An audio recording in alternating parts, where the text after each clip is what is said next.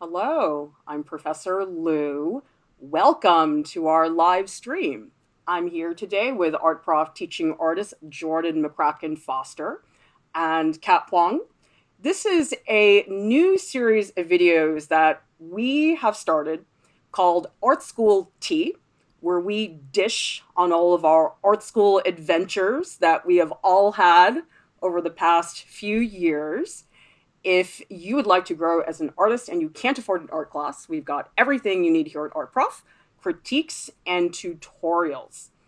Jordan, can you explain to people exactly what a group critique is in the context of art school? Because for us, it's like breathing, but actually, I think a lot of people don't really know what's involved with a group critique at art school.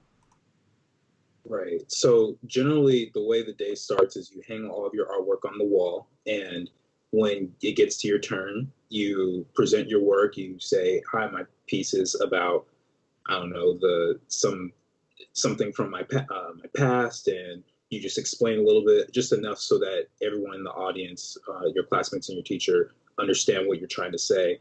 And then you sit there all quiet and you wait for everyone to say really nice things about your work or really bad things or a combination of both. So it's all meant to be constructive and helpful. They don't always go very well, but it's all meant to help you learn and grow as an artist. Kat, how would you describe the role of critique in the culture of art school? Is it a small piece of life? Is it a big part of your experience as an art school student? Oh, it's absolutely a huge part of your art school experience. You haven't experienced art school until you've experienced group critique, and you experience it pretty much every day, every single class day, really. And even outside of the class, students will gather around and be like, please help me. And then you'll have another mini group critique. They're a huge part of the experience. I feel that people talk about critique more than almost anything else when they're at art school. They talk about how it went, they're worried about a critique, or they're anticipating something. It's just a really, really big part of the culture that I think is tricky because you are very much navigating, first of all, so many different types of people. You've got a different class, you've got a different professor. Depending on the group of students that you have, the dynamics can be really, really different. So, Jordan, how would you describe the best case scenario for a group critique? A great class and the critique went really well. What do you expect to see out of that scenario? So the best critiques that I've ever received are ones where people like the technical aspect of whatever I was doing, whether it was a drawing or painting or character, environment, whatever. And then if they appreciated the underlayer of what I was trying to say in terms of the emotion or the mood of the piece and the message behind it. And so whenever those two link up, you always leave the class feeling like, yeah, I did something really great, and and you're kind of floating on clouds after that. And Kat, how would you describe a really rotten critique experience, which all three of us have experienced, I'm sure, on Oh, multiple man. occasions? Yeah, rotten critiques can take many forms. One form is no one has anything constructive to say. Like they look at your piece and they're like, I like the colors. And then they don't say anything more to help you. Another form of a rotten critique could be nobody says anything. And that's already like really awkward and also just it just really frustrates you that nobody's willing to engage with your piece and ask questions. Another form of a rotten critique is where I don't know, like something goes wrong with the timing, like you don't get enough time as other people, or you spend too long in some other pieces. Like it's really a balance. It's an interaction between you, the students, and also the teacher. Neil is asking in the chat, what does spilling the tea exactly mean? When my classmates share tea, they straight up gossip and bully someone verbally. It's not fun. All right, Jordan, let's give your hip explanation of spilling the tea because I don't think I'm going to be accurate. It's actually not too different from uh, your guess as to what spilling the tea is. And so, with our collective art school experiences, There's been some really great things, and there's been some things that if we could go back in time and fix them, I'm sure we would. And so this is our time to sort of unleash all of those stories and let you guys know a little bit about the behind the scenes things that you don't see on the art school website when you click on them. Yeah, that's one of the reasons I think we're doing this series of streams is that I think when schools put out their catalogs and their websites, of course they're trying to make themselves look fabulous. I mean, that's the whole point of those types of materials. But we're here to tell you guys, yes, art school can be an amazing thing, but it's not without its problems. And so I think for those of you who are thinking about art school, or maybe you're in art school right now, that we can provide a little bit of guidance, if anything, just to say, you know what, it's okay if that happens to you. We've all survived those different scenarios. Lori is saying, I'm totally scared to have anything I've done critiqued. Kat, how would you respond to that? Because there is that fear for a lot of people, like, oh my God, I'm so nervous. Like, do you have any suggestions for how to overcome that fear? Absolutely. So, of course, everyone feels this fear when they first get their first critique. But what I can say is it'll get better over time and you'll get used to it. It won't be any less fearful. You will just get used to it. And ultimately, you'll know that you want to improve. And the only way you can improve is by getting the critique and the help and the input of those around you. Yeah, and I think actually in art school, what makes the critiques intimidating for a lot of people is the public nature of them. Because here at Art Prof, sometimes you guys are with us in the Discord and we're giving you advice there. Other times it's on the YouTube channel. And yeah, it's on YouTube and people can watch it, but we're not together in person. So Jordan, how would you describe that public nature of critique and sort of the good and bad sides of it? Because I don't think it's always a bad thing. It can be, but it can also be a very positive experience being so public. Yeah. Well, first of all, making the assumption that you are very sensitive when it comes to your artwork, that's probably the worst part of it all, is when you've put your heart and soul into this piece and then you're laying it out for everyone to see, and then you're in the position where you're saying, okay, everyone has to judge my work. At first, it can feel like they're judging you as a person. That's the thing that I had to overcome, because when I first had critiques, I was like, you guys don't know me. You guys don't know my life or what I've been through. And I thought that they were judging me as an individual. And it took me some time to go, no, it's nothing wrong with the person. It's just your work sucks right now. We're trying to make it better. And that's kind of the way you have to look at it. So I'm sorry. Yeah, that's one of the biggest hurdles. But in terms of everything else, everyone's simply just there trying to guide you and help you. And I think probably the other thing that makes it uncomfortable is just the idea of public speaking. That's a big concern for a lot of people, being just presenting in front of an audience, especially people who you don't know very well. So I'd say those are the two really scary things. But by the end of it, hopefully you get better at those and understanding, like, you have to present your work sometimes, and that's just how it goes. And you become more confident as an artist and with what you have to say. Tom G is saying, I'm always intimidated and don't feel I have the experience or knowledge to critique a, quote, better artist. I hear that a lot from many students, Tom. That's an extremely common feeling, that people say, oh, well, I don't feel that I have the skill set. I don't deserve to give an opinion on somebody else's work. But I'll tell you, people go to museums and they have no art experience. And in my opinion, their opinion almost matters more because they don't have all the art history training and stuff like that. So to me, just by being a person, being a viewer, someone who's seeing that artwork, you deserve to have a voice. What do you think about that, Kat? Did you ever struggle with that as a student, feeling like, oh, I'm not really valid to say something here? Oh my gosh. I have a very specific story in mind, actually. Towards the end of the semester, my professor pulled out his work and asked us students to critique the professor's work. And we were all flabbergasted. None of us knew what to say because we were like, you're the master. You're our teacher. How can we critique you? And I think that was really smart of him to do. He pulled a fast one on us. And he made us realize that, you know what? Our artists' opinions are valid. Our opinions as viewers are absolutely valid. And he's using his own work to sort of demonstrate that. And it actually started out pretty quiet, but the critique actually went smoothly after a few bumps at first because we all realized, like, yeah, like we all have an opinion about this piece. We all have something to say, and we can say it in an informative way, in a way that can help, in a way that will be very productive. And by the way, you guys, if you have not seen this video, it's called How to Critique Art.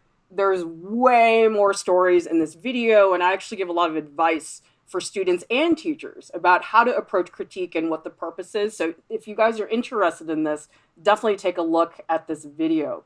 Sterling Richards is asking, I'm wondering about the format of a critique. What points are typically addressed? Jordan, why don't you take that?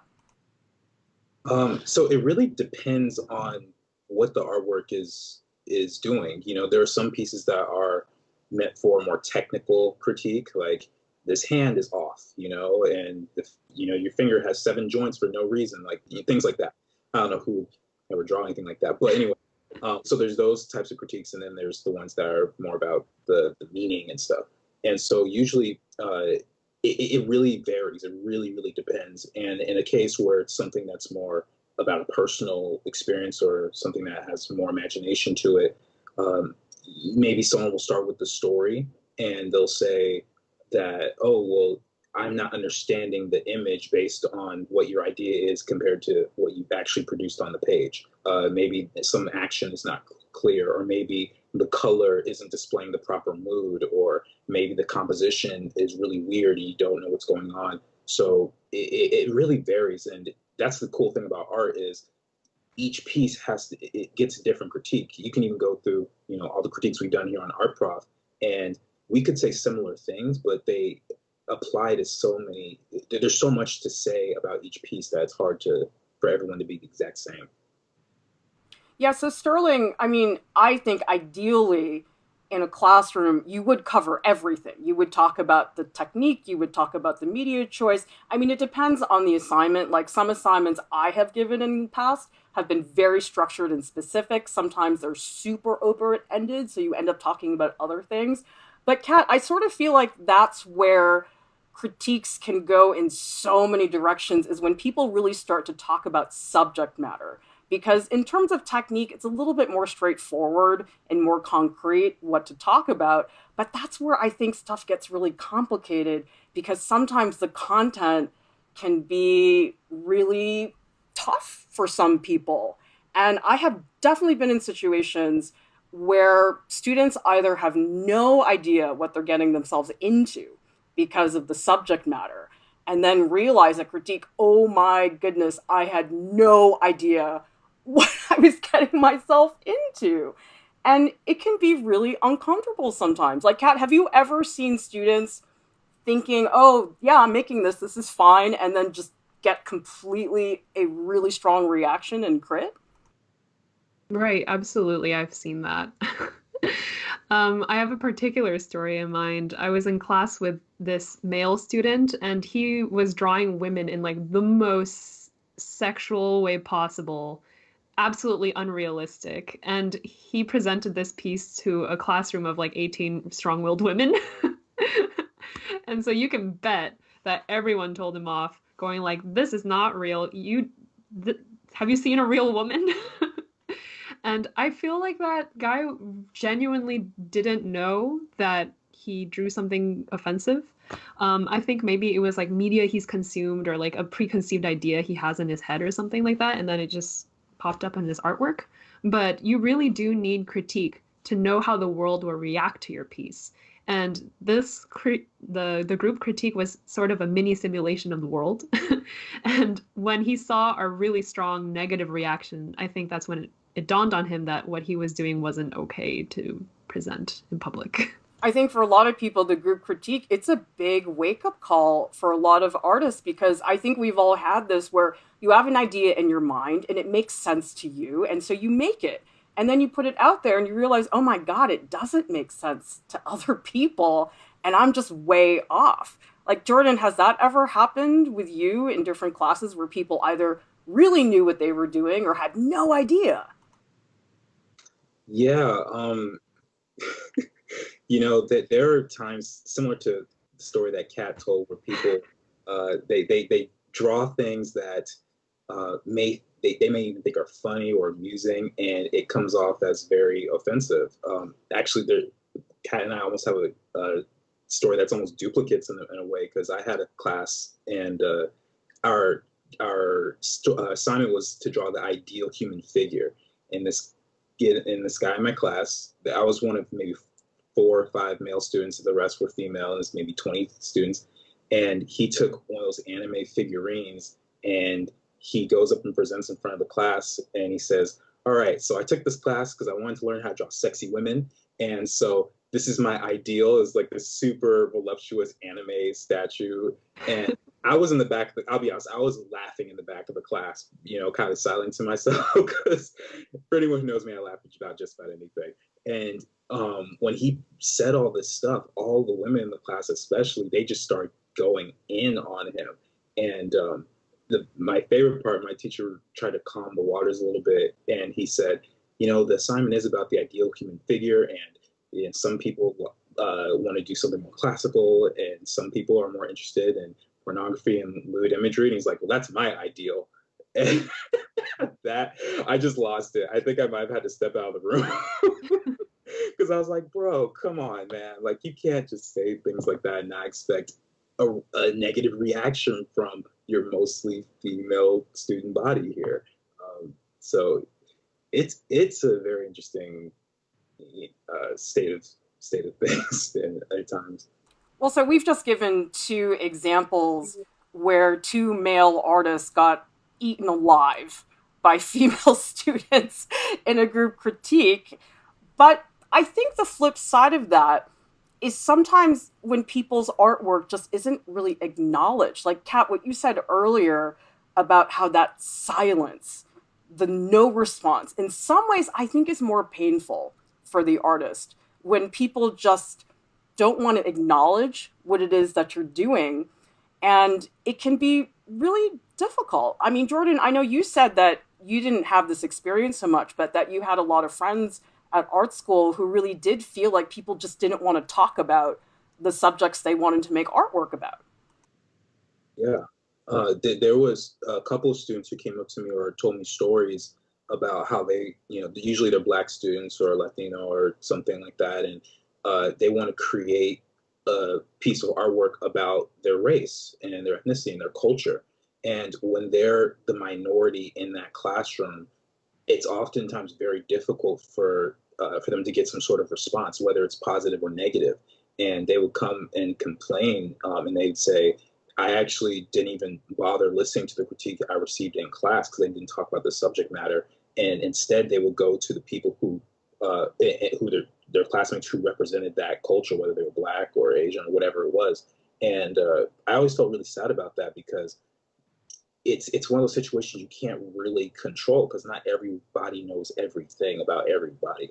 It's really unfortunate.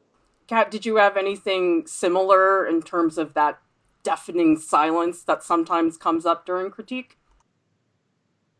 Yeah, I mean, I think we've all experienced maybe a critique where not a lot of people want to say anything because it is a subject matter that people don't know enough about and aren't brave enough to ask questions and learn more about it. I feel like something that I see often is that we usually talk most about the identities that are in the classroom. And when that identity isn't in the classroom, it isn't a subject that comes up as often. So usually, like, we've all had that story of like women being objectified in art. And I feel like that comes up a lot because there are a lot of women in the classroom. So people are more open to talking about it or are able to talk about it. But I think it's really important to be able to talk about all subjects and all identities with like the mindset of trying to learn more about them and not being so silent and so like apathetic to these subject matters. So, Jordan, what do you think are maybe some proactive things that students and professors can do to make it a more comfortable environment for people? Because the thing is, you could say, okay, well, students need to do a better job. But honestly, I think the professor really oftentimes should be the person that steps in and says, hey, let's really talk about this. And I know for me, issues of diversity and gender issues, it's totally on the radar for me all the time. I mean, I think Kat and Jordan, you guys said I was the only woman of color who you had as a professor. Was that accurate? Hmm. Right. In all years of art school, Clara, you're the only woman of color I've had as a studio art professor. So, yeah, same. It took Kat saying that for me to think back and realize that that's the same case for me as well. Yeah, and I just think that for some people, if you're not a woman of color, you're just not thinking about that stuff as much. And I think people have to start thinking about that more actively and not think, oh, well, that doesn't have anything to do with me because I'm not a woman of color. But it's like you're part of this conversation and it's your responsibility as an instructor to step up. Because the thing that I have found about being a professor in the classroom is I have license to say things that the students may be just too uncomfortable to talk about. I mean, Kat, did you ever see a professor who really just did not step up in situations like that? Yeah, I absolutely have. Not just in not just even in uncomfortable situations, but just really obvious situations. Like I had this one class where somebody didn't do their homework and the teacher didn't say anything. And I was like, okay, so that sort of sets the bar as to like what we should bring into class. Like I guess you can get away with not doing work at all. We got a question from Builder D. They're saying, how would you do in person group critique outside of art school? I went to a community one, and after 3 2-hour sessions, no one gave real any critique to anyone. Well, Jordan, have you ever had a critique that was not in a school context before? Yeah, actually, I have several friends that I gained through school and just friends that aren't even artists who I rely on to give me good feedback. And sometimes the ones who aren't artists are almost better in some ways because, like we mentioned before, they don't really what their opinion is like I'm not coming at it from the perspective of an artist. I don't see certain things, but I can tell you as a regular consumer, this is what I'm seeing. So sometimes I'll talk to them about a story I'm working on, or maybe I show them character design, and this character feels out of place for whatever reason. And maybe if they can't even put their finger on it, it at least lets me know that something needs to be worked on. And so in that situation, I would find a core group of people who you really trust their opinion, who you can rely on, whether or not they're artists, and they can really guide you. And then at the very least, you have art. I mean, Builder D, I would tell you in my experience, it's really hard to find a group of people outside of school that really are going to be proactive about that. And I have found in my experience, it's actually better to find maybe 3 friends who you just speak to one on one. Because, yes, the group critique is great, but you totally can just do that one on one or with 2 other friends or something like that. It doesn't have to be a giant group of people because it is really hard to find people that are local. My friends are all over the place. It's really hard for me to get people together. Tom is asking, how do you react to what may be negative or harsh criticism, like the story about a student being told their art should go in the trash? What do you think, Kat? Oh man. Well, first of all, when it comes to criticism, like negative critique, stuff to improve on, I think first of all, the person doing the critique has a responsibility of framing that discussion in a productive way. And if they're saying like this is trash and like not expanding on that and like intentionally being negative, that person isn't a very good influence in the group critique setting. Now, that being said, if you are on the receiving end of that very harsh critique, I think that you should just step back and wonder, why are they doing this? Are they doing this to bully me, or are they doing this to actually help me? If they're trying to help me, what are the points I can do from here on out that would improve myself? And I think another thing to note is that critique is always something you take with a grain of salt. Sure, of course, listen to everyone, be open to discussion, be open to learning, but know that you can't please everyone in the world. So ultimately, just try to do the best to convey the intention that you have. I mean, Jordan, did you ever get a critique that was like harsh and tough, but that you walked away thinking, wow, that was really useful? Because I think for most people, they would assume, oh, if I'm getting a tough critique, it must be bad. It must be a terrible experience. But some of the best critiques I ever had was when the professor just kicked my butt and woke me up, and I was like, thank you. So can you explain that this phenomenon of like a hard critique that you actually want? Oh yeah, that happens to me all the time. One of my favorite teachers, I laugh about this with him all the time. He has this sort of tick whenever something bothers him in art, like in an art piece, he'll just do this. And he'll just like do this really deep exhale. And as you can hear that from across the classroom, and you hear that, even if you don't see him, you're like, oh, I'm in for it. All right, embrace myself. And I'm like, all right, don't make a face, don't make, and so I had to prepare myself. But the thing is, I know that I can trust that critique because as tough as it's going to be, I know it's only there to help me. And in some ways, those have been some of the best critiques I've had because I know it's coming from a place of, of love, and just wanting to see me improve and get better. So it also teaches you to just be tough because the world, as we've all recognized and seen before, the world is not an easy place to be. And if someone's just trying to help you get better, then you might just need to, pull up your bootstraps and just get a little tough. Well, I can tell you guys that when I got out of school, I was not prepared for the kinds of comments I was going to get on my artwork. Because when I was in art school, people would say, oh, you need to work on your composition, or I don't really understand the concept, and maybe this could be better. But when I got out of school, the comments were useless. Like, I actually had a curator say to me, I don't care for this. I'm like, really? Like, it was just really frustrating.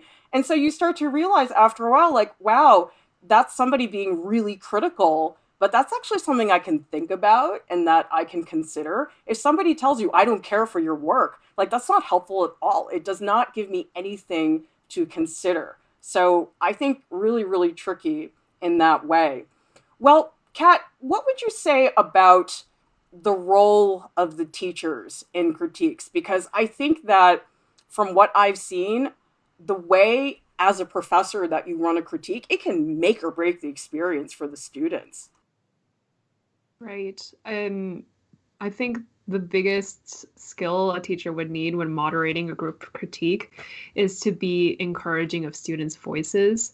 Because I've definitely also had critiques where the teachers just said everything and didn't let the students make their own deductions and their own observations of the piece, or didn't even make room for the students to say anything at all.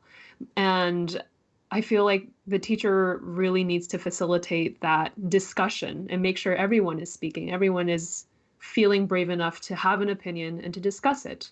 Another thing is just like, it's just so hard. Like, you're a person when you're a teacher, and you can't be all knowing about everything. But I think it's equally as important for a teacher to learn and be open to discussions that they're not comfortable about making either. Um, I remember very vividly my freshman year of art school. Somebody presented their favorite artist who was so mediocre. I don't even remember the name. And the teacher was the first person to be like, so why are all the subject matters of your favorite artists just white, skinny people? And the teacher himself was a white, skinny man. And I was like so glad that like somebody mentioned it because I was new. I was a freshman. I didn't know how to approach that. And I was so glad that the teacher just interjected and just said what I was thinking, basically. We have a super chat with somebody who has a really awesome username. Guys, their username is subscribe to Art Prof. Well, thank you very much for the support. I really appreciate that, you guys. Yeah, and you know something, Kat, I have to say, I mean, this is a fairly rotten example of a professor, but I also think that you can do things as a professor to make it a safe space for lots of different types of voices. And I mean, I'd have to do a whole stream on how to do that exactly. And I'm not saying I'm perfect at it, but I definitely know that some professors don't think about that and how to make space for those voices. Like, I've actually heard people complain that, oh, the Asian female students don't talk in class. How do I get them to talk? And I'm going, okay, back up here because this is not isolated to them. This is not their problem, okay? Maybe you're the one who's not helping facilitate things. And so I just think like, okay, if you're having trouble relating to students and maybe they're not talking to you very much and you notice they're not talking, go talk to them during break. Go ask them what their lives are like and say, hey, what are you guys up to? What did you do this past weekend? It's like that's such a small thing you can do to open the conversation with students who maybe are very shy. I mean, Jordan, I'm sure you've seen students in class who get lost in the mix. Have you seen that at art school? Oh yeah, all the time. The most intense examples of that is when there's a serious language barrier, and that's always really difficult for teachers to figure out. But I think the biggest one of the biggest things that I saw throughout my time is I saw, in case of a language barrier, there were some times where students would translate for another classmate. I thought that was really awesome. Then there are times where the teacher just gets really creative and finds new ways to explain the same principle to the point where they get it. And sometimes it takes 3 or 4 tries, but at the end they're all like, "Ah, yes, got you. Okay, I know to work on this now." And it's always like a really relieving feeling, and I feel like it trains the teacher as well because now they have a new tool that they can use to help teach someone. And so, as difficult as it is, I think it's one of those things that is necessary if you want to excel at teaching.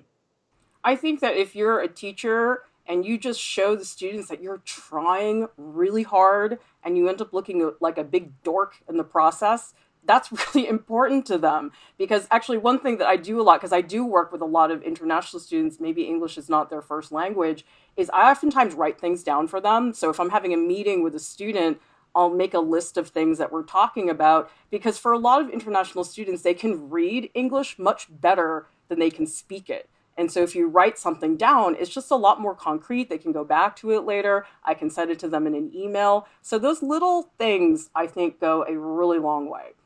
Erica B is saying, how do you go about a critique when you're practically deathly afraid of being on the spotlight? I started to physically freeze in class and my head would shake. Kat, why don't you take that one? Mm. Oh, I think we kind of discussed it earlier as well, but um, the more critiques you do, the more you'll get used to it. And I think that if you want to just like begin and you're definitely afraid, I think it's okay as a first try, just put your piece out there and you don't have to say anything, just like wait for the critique to roll in. And then from there, sort of like bounce around and have discussions. Because I feel like once the first person says something, like first person breaks the ice, that's when the discussion starts to get rolling. It gets more comfortable. So I know putting it out there, public presentation, it's very scary, but just take that first step and hopefully someone will break the ice and the discussion will happen. It's very hard, Erica B, but what I would say also is that in art school, I know it can feel very dramatic because if you're in art school, that's your life, right?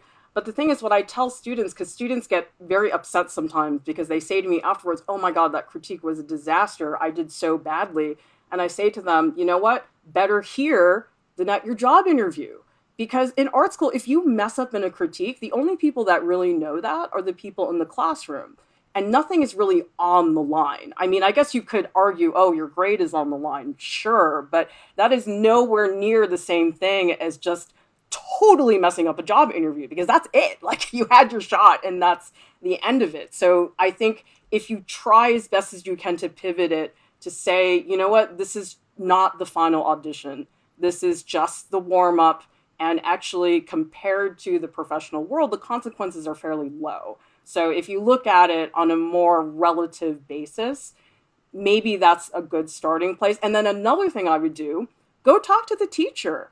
I mean, we're always happy to talk to students. I've never seen a teacher say, no, go away. That doesn't really happen. And so if you explain to the teacher, hey, I'm really having trouble, at least they know. And then they're more conscious of that. Maybe they can do more to assist you because I would love to tell you guys I can read your minds, but I can't. So anyway. All right, guys, we have an art prof share today. So if you guys do not know what an art prof share is, it's basically where one of you guys makes an artwork in reaction to some of our content, whether it's a video tutorial, a discussion we have, something like that.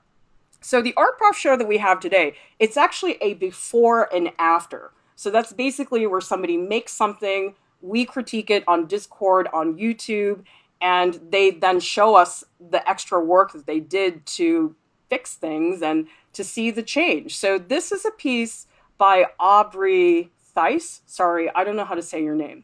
Anyway, Aubrey created this piece, and if you guys take a look at it, it's pretty developed. I mean, I think a lot of people would look at this and think, yeah, it's totally finished. But so Aubrey came into the Discord, and you guys should all go there because it's so fun. We're having a big party all the time, right, guys?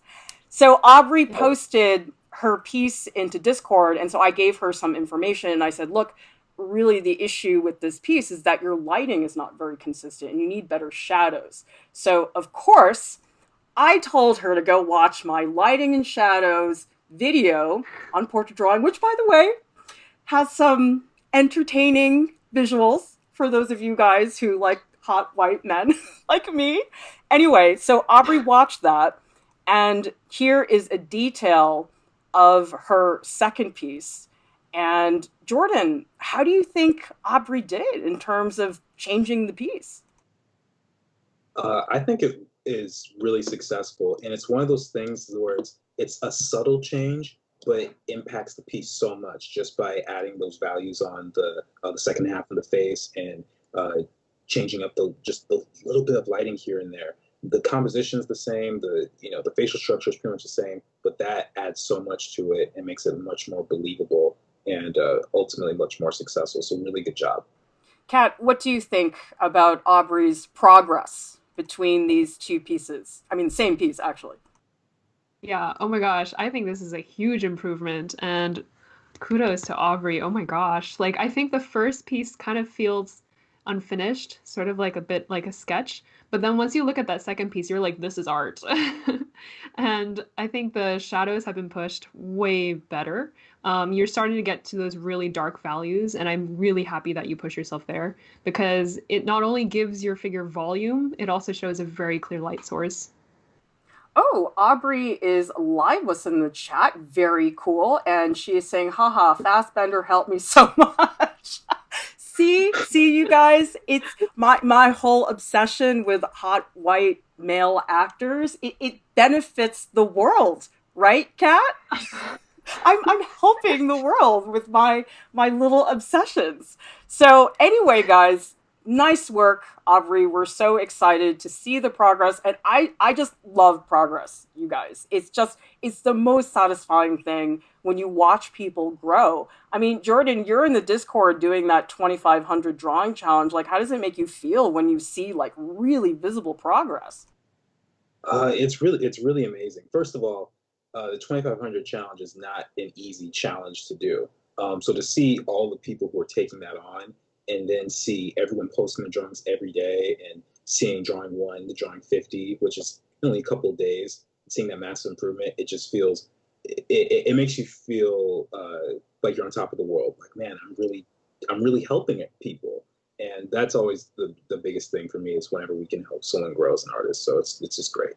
If you guys would like to be considered for a YouTube shout out here on our videos, just go to artprof.org, click on tutorials. There's a purple button on the left-hand side, and you can submit your artwork here on the Prof Share submission form.